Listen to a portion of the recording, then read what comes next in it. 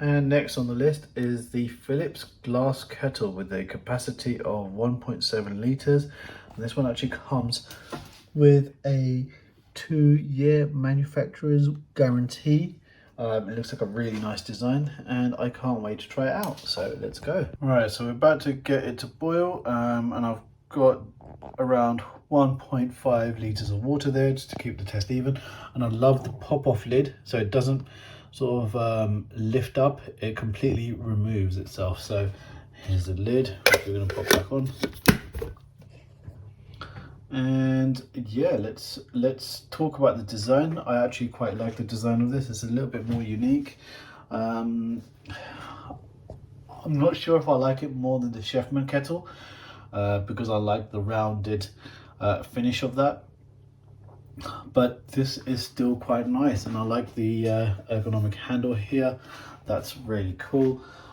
In terms of the durability, again, glass and metal, it looks very stable, it looks very durable, and it looks quite safe. So as we approach the 1 minute mark, we're going to set it to boil, and off we go. Another blue light. They all seem to have blue lights, don't they? So as this proceeds to boil, we'll talk about the capacity, which is on par with the Russell Hobbs, and it's a little bit less than the Chefman kettle. However, 1.7 litres is enough. And I also like the fact that you've got the how many cups of coffee or tea you want. So would you like 1 cup of coffee or 2 cups of coffee, 3, 4, and it goes all the way to 6 cups of coffee. So you know, you can measure how many cups of coffee you want, or you know how much water to put in, so you're not overfilling it and you're certainly not underfilling it.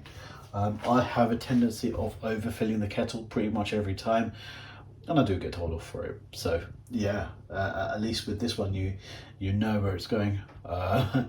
In terms of ease of use, I would say this is a little bit more easier to use, but just because the lid lifts off completely, and it gives you full access to the part where you pour in the water. In terms of the energy efficiency, it doesn't actually indicate on the box how energy efficient it is, but we will get into that certainly. And yeah, let's wait for this thing to boil. So we've come up to 1.5 minutes as of now. Starting to see a little bit of activity inside. On the camera, and I imagine on the video, it's going to look like it's flashing, but it's not actually flashing. The light is actually stationary. But I guess with the way the LED is working, and the frames in the video, it does give it a flashing effect. So as we approach the 3 minute mark, which is now, there is some boiling going on, and you can see it's starting to make a little bit of noise there, which is great, because we want it to come to a decent boil, certainly before the 4 minute and 40 mark, or the 5 minute mark, which the Chefman got to, and the 4 minute 40 the Russell Hobbs got to. So there we go, it's still doing its thing, boiling away, 2 minutes and 30. About the wobbly camera, I don't actually have a tripod yet, but it is something I'm going to be getting.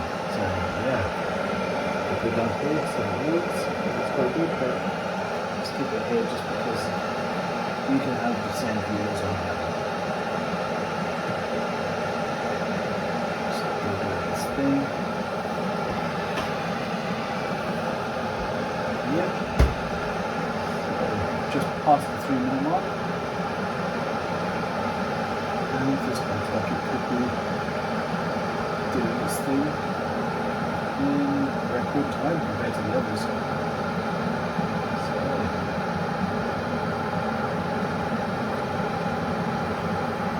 in terms of noise, I would definitely say it's quieter than the others. The Philips is a lot quieter than the Russell Hobbs, and a fair bit quieter than the Chefman kettle. I'm not having to shout to hear myself talk. So So that in itself is a good sign. It's coming to a gentle boil as we approach the 3 minutes and 50 mark.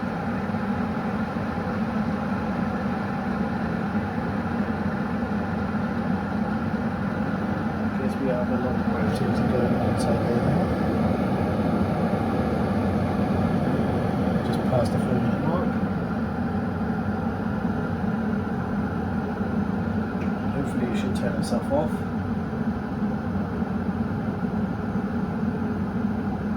4 minutes and 20. No.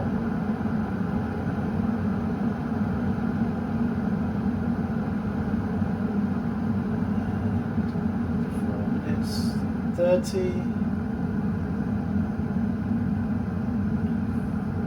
This could be on par with the Russell Hobbs.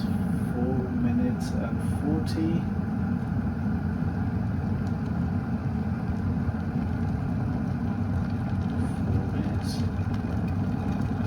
50.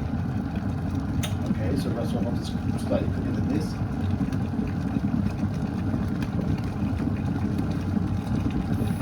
5 minutes, exactly the same as the Chefman kettle. So there you are. Yeah, and it's ready to serve.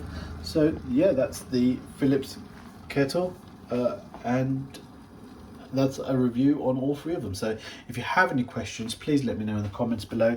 Like, subscribe, and hopefully I will see you soon.